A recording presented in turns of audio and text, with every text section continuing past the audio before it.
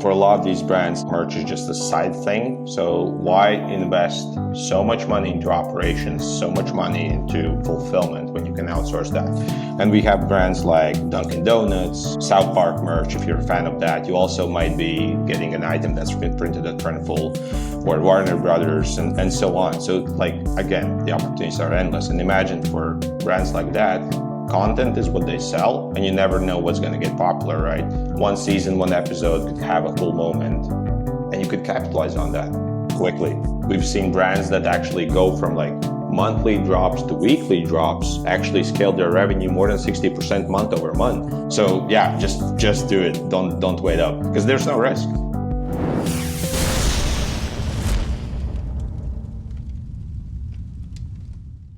Dan, welcome to the D2C podcast. I am a big fan of Printful. We've been using you guys kind of since we started with our referral program, and I'm just hearing the buzz of more D2C brands out there creating new product lines using Printful in order to basically spin up merch stores. From your perspective, what line of business is Printful most interested in this D2C space? I'd say in recent years, it's been changing a lot, because historically Printful was kind of viewed as a company to like get your t-shirts from. But over the years, we've taken a lot of huge brands are taking notice of us. So we've been working with some of the largest brands in the entertainment space, in the music space, in the creator space. So it's all over the place. Now, what's the main, because, this is, I've talked about this, I think in the ads that I've written for you and for the brands that I've talked to, there's multiple reasons why a brand might want to spin out merch. What are the reasons you see that a brand would want to kind of spin out merch? I'd say it all comes down to, let's take like an entertainment company in the space. For them, merchandise is a direct touch point between them and their fans, right? And there aren't too many physical touch points, especially in the world after COVID, when everybody was working from home and so on. So for those brands, it's a direct touch point. For some brands, it's just a side hustle that is just driving, for example, interest in their main business. For example, for you guys, like merchandise is a cool way to get noticed and get more fans actually listening in. So again, really depends. We definitely see all the possibilities. I think maybe the best example I can think of in the space is Liquid Death Mountain Water. We're about to release a podcast with them. They've got their main product, which is the most basic product in the world, H2O, and carbonated H2O. But they've invested so heavily in their brand. Their brand is something that it just looks cool. Everyone wants to wear skull T-shirts and look cool in the gothic print and everything. So when brands invest so heavily in their brand, for their logo, for their products, it's like a natural fit for people to want to share that brand, that logo on a T-shirt or on a hat or on a mug or whatever, right? Exactly. And it's so easy to do. So like there's no barriers. That's my favorite part, actually. We just whipped up a new sweatshirt, new hooded sweatshirt on Printful the other day, and I took Hokusai's The Great Wave, and I put a bunch of e-commerce boxes in it, put it on a large print format white hoodie with cool Japanese script down the side, and I did it in like 10 minutes with a designer, and it's ready to sell. I think that's probably the thing that people underestimate about kind of starting, or overestimate about a merch shop, is like it's amazing how quick you could get a product up with 10, get a shop up with 10 products related to your brand using Printful. And once it's kind of set up, you guys literally handle everything. Exactly. I actually had a story myself. So we have this company-wide event in the summer, and we had to get team merchandise. So there's 4 guys in the team, and like 2 days before the event, we still didn't have anything. So I asked my friend, hey man, like let's whip up something. So he did a logo in like 30 seconds on his iPhone, sent me the image, I uploaded it, and it took like 6 minutes to pick a color that we all want. But in general, like the merch was done in less than 10 minutes. And for every single customer that onboards to Printful and starts using Printful, that's going to be the case. So you just upload the products, and whenever somebody buys it, or whenever you buy it yourself, we automatically push the order into fulfillment. We take care of everything, the quality control, the shipping, everything. And you can just sit back and wait for your merch to arrive, or focus on marketing if you're a D2C brand. I think the other thing I was impressed with, I've been in the tech game for a long time, since like 2005-ish or so. So I've created many hats, many socks, many shirts. A lot of swag, for business purposes I've created. And so I've run the gamut on the quality that I'm able to achieve through a lot of the partners out there.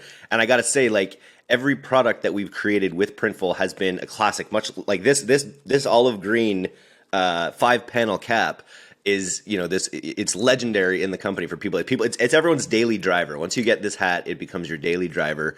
And I would say that with like actually all the products that I've gotten from Printful is that you guys have a pretty good bar of quality when it comes, because I think there's this feeling that people don't want it, if they're going to do a merch line, they want it to look great, they want it to feel great. They don't want it to cheapen their product in any way, right? And I think you guys do a good job of having a ton of options for people out there. Exactly. Well, to be honest, I still think that there's a stigma around print on demand, and a lot of people get this negative feeling. And like in general, digital printing isn't the most popular option in the world, right? A lot of people are still kind of focusing on bulk. But for us, where the quality comes in is that we control the whole process. So we're vertically integrated. We own multiple fulfillment locations. Everything is under our control. So if an issue arises, and there might be issues, right?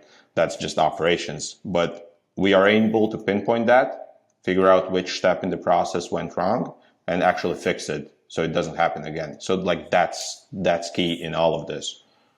About how big is Printful now? You told me a little bit in the pre-call, and I was kind of blown away at how big Printful is. Currently we have 17 locations, and I was going through the numbers myself as well. And so in 2019, that's when we were 6 years old. We had printed 10 million items. That's when we hit our 10 million, that milestone. Now, today, we've printed more than 60 million items. So essentially 50 million items in the last 3 to 4 years, which it's just growing exponentially. 5x or so in the last 3 years. That's unbelievable. Can you give me a great use case? What's someone besides us using you in your referral program and for our swag? Can you give me a use case of a business that's picked you guys up and kind of scaled with you? So I think when you think about it, what drives print on demand right now is the economic uncertainty. So a lot of brands are actually, kind of reluctant to invest in stock, invest in machinery, invest in people. So it's easy for them to switch fulfillment to somebody that can do it on demand. And we just recently had a Waller seller that had built a massive in-house operation. They had more than 25 employees and more than 12 printers, and they were doing more than 15,000 items every single month. But for them, the salaries went up, the rent costs in California doubled, electricity went up. So like without a thought, the owner actually switched 100% of his operation to us. And now he doesn't even have to worry about it. He has like a single person doing customer support, and he can chill wherever he wants. So a perfect use case.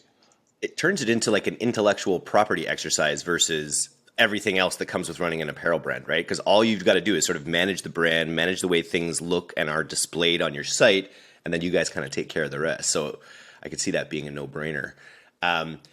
Any other brands? Any other brands you can think of that are maybe where they're not using print on demand as their main line of business? But because I guess there's two use cases there. There's people that are creating swag and things for business partners, friends, family. There's the use case for us. There's the referral program. But then there's that use case like Liquid Death Mountain Water. They're really using merch as a secondary revenue line, and they're with their brand, they're scaling it actually really high. So what can you give me any other examples of brands that have kind of used it as a secondary product line? So we have this cool brand. It's called It's Just a Six, spelled together. So these guys own a YouTube channel, and the company was started, I think, like 3 or 4 years ago by 3 guys. So essentially with their passion for cars. So they love building cars, racing cars, and sometimes breaking cars. So for them, the content itself was the main line of business, essentially. They're essentially content creators at their core. And at first, they added merch as a side hustle, essentially, to drive a bit more popularity and showcase their product, showcase their brand itself. But soon after, merch actually took over their whole business. So now they're doing merchandise and using merchandise. So let me rephrase. So essentially, if you're feeling lucky, you can go to It's Just a Six, buy one of their cool T-shirts, hoodies, stickers, whatever, and you enter for a chance to win a car. So essentially, their main business, it's a sweepstakes brand right now that does content on the side. They have a huge YouTube channel, and by buying merchandise, you can get a car, which is absolutely insane. And as we're speaking, they actually have 2 cars on the line right now, so you can win double. Unbelievable. And I think it is really, especially a no-brainer for anyone who's also a media company. It's funny, I actually recommended you guys to Mini Katana because they're looking to spin out a line of merch. They've got their media through YouTube where they're really focused, and TikTok and things like that. They've obviously got their small arms weaponry that they sell that they can't sell using ads. But it also gives them, for a brand like that is selling something where they can't advertise it explicitly, by creating a line of merch, they're able to promote the merch and get people into their environment. They can run ads for their merch, and then they can kind of get them into the environment where they can sell them small arms after the fact. So it seems like a good strategic play from that side as well. Exactly. Well, news media, that's a perfect use case where you just use merch to drive attention to your main business. But we also have a lot of brands just focusing on community issues, or like the community aspect itself. For example, we have a brand called Gay Pride Apparel. Perhaps you've heard of the guys, but essentially for them, they also want to support the community. They want people to talk about, the minorities, and they want for people to talk about the issues and the challenges and essentially raise awareness. So for them, merch also isn't like, it's a tool rather, right? It's not the core of the business. It's a tool for them to raise awareness and to speak up. That's really cool. You were showing me another brand too that basically customizes new dynamic color t-shirts based on the sneaker colorways that are being released from sneaker news sites. So they basically say, hey, if you're going to buy this new Dunk that's purple and lavender or whatever, then you probably want to buy this t-shirt that matches those tones perfectly, which I thought was a really good use and something you could probably only do with print on demand because you need to be so responsive to the market. Yeah, those guys are crazy. The company is called Match Kicks. Again, started not that long ago in 2019. So what they're doing is every time there's a new drop of kicks, Nike, Adidas, whatever, they have multiple, actually dozens of designs up and running, and they perfectly match the colors of your kicks, as you said. So for those guys, their catalog is so big, they actually have 120 million SKUs on the store. So imagine keeping track of that with the bulk business or doing that in-house. You never know what's going to sell. And sneakers rotate super quickly, which is super cool. Yeah, that is really cool. The other, we actually have a lot of legacy, like large conglomerates, like, Kellogg's and, big companies like this that listen to the podcast, because I think one of the things we came to the market with early was this concept of, okay, we're a performance marketing podcast. And that was right when everyone in the world was thinking about like how to get into performance marketing. But I think of these big legacy brands, and there's this real sort of like nostalgia in a way for a lot of these brands, like whether it's like Cinnamon Toast Crunch or, these things, Hot Pockets, or these things that kind of come back into culture. And I feel like there's a real opportunity with legacy brands to potentially create merch around some of these brands that people have super high nostalgia and affinity for. Yeah, totally. And for a lot of these brands, again, like merch is just a side thing. So why invest so much money into operations, so much money into fulfillment when you can outsource that? And we have brands like Dunkin' Donuts. If you buy South Park merch, if you're a fan of that, you also might be getting an item that's printed at Printful or Warner Brothers and so on. So like, again, the opportunities are endless. And imagine for brands like that, content is what they sell, and you never know what's going to get popular, right? One season, one episode could have a cool moment, and you could capitalize on that quickly. Yeah, quickly. I love it too, and I always put probably a little too much of my energy into swag because it's always something I've always enjoyed in my career, and I really love that on Printful I can just go in there, get my hands dirty, get a design up, and then get a test order shipped to myself and my co-founder, for instance, like in minutes. So it's like you guys do it in such a good way where you offload all the headaches of operations and things like that, but also you just make it so easy to get to that first product.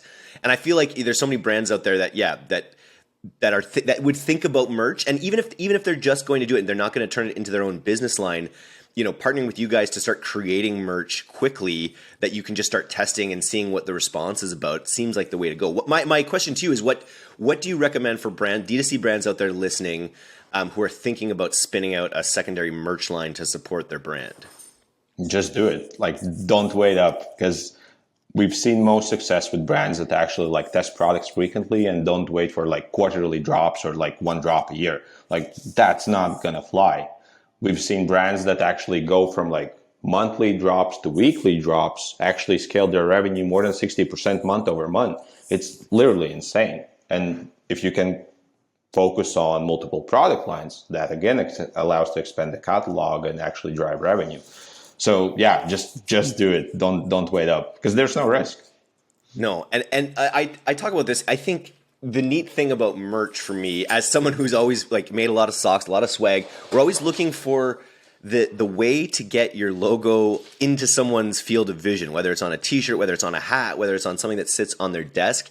The idea with swag business to business is always like, just make sure your logo's top of mind, make your brand is top of mind, so that when it's time for them to think about, okay, this vendor, that vendor, they've got this thing sitting on their desk that says, hey, go check out the DTC newsletter, go do this. And I feel like for brands who would build a merch line that's secondary to their main product line, it's that same way to kind of just extend.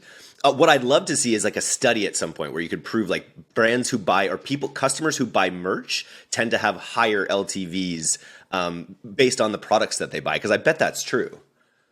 It should be true, because like you wear t-shirts every day, you wear hats every day. So like it reminds you, every time you look at it, it reminds you of the brand.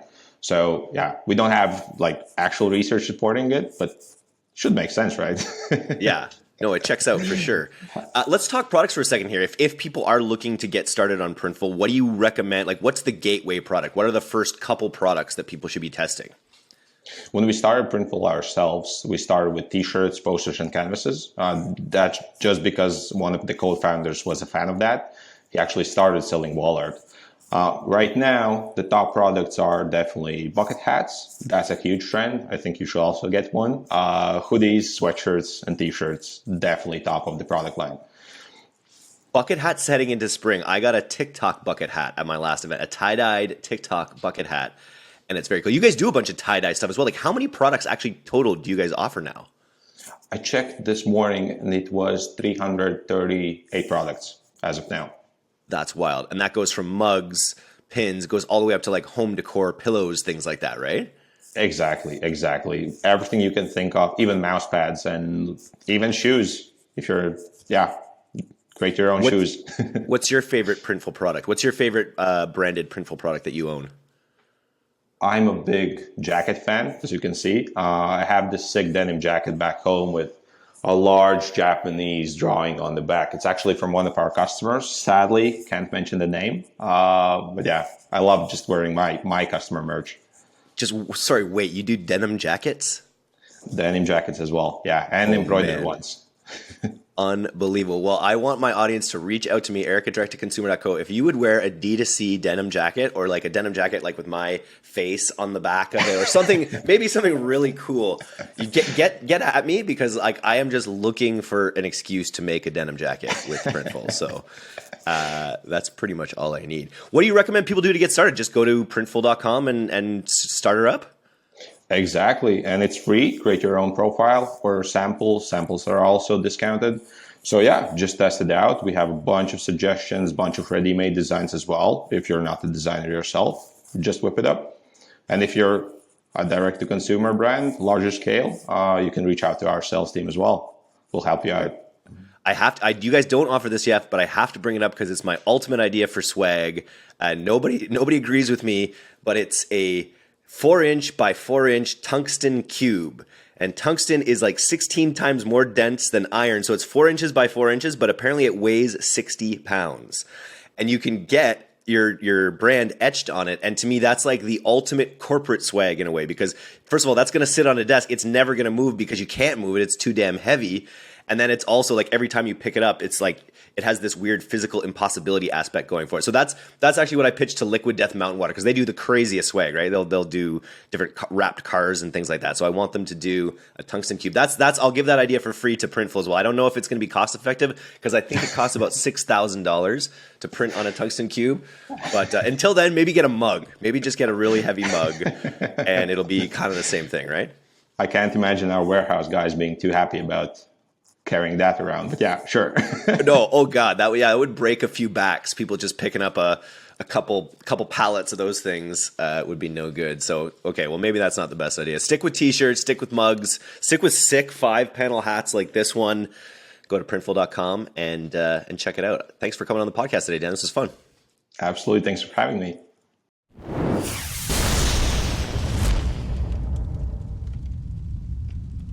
Thanks so much for listening to today's episode. If you're not a subscriber to our newsletter, you can do that right now at direct-to-consumer, all one word, .co. I'm Eric Dick, and this has been the D2C Podcast. We'll see you next time.